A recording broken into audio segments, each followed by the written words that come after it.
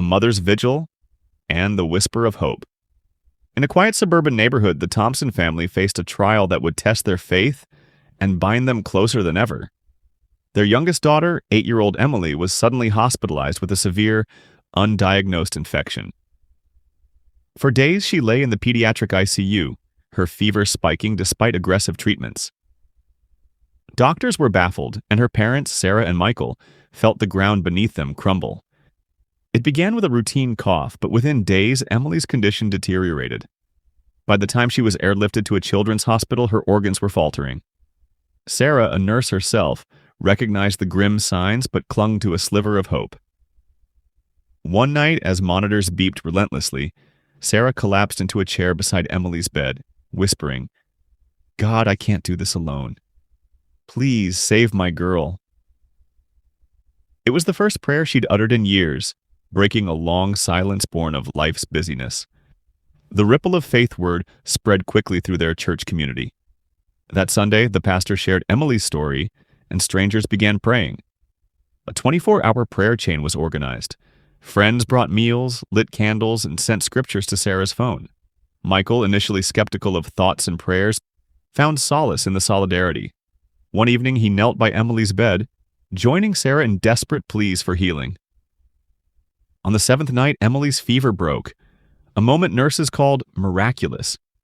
Her blood work, previously riddled with markers of sepsis, began improving. Doctors had no medical explanation. The infection retreated as swiftly as it arrived. When Emily awoke weak but smiling, Sarah wept into her daughter's hospital gown. "God heard us," she murmured.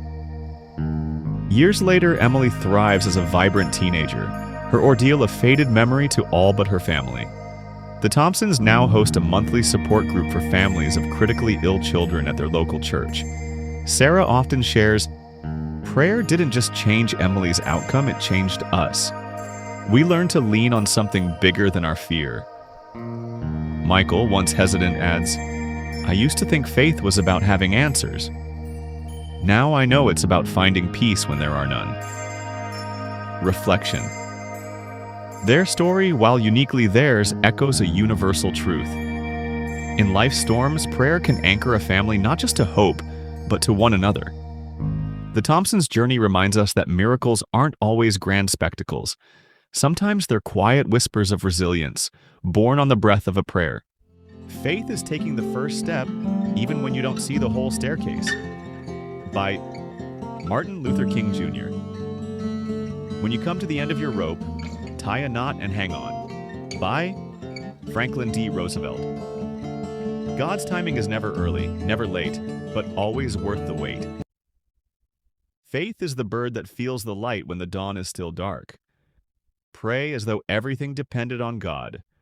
Work as though everything depended on you.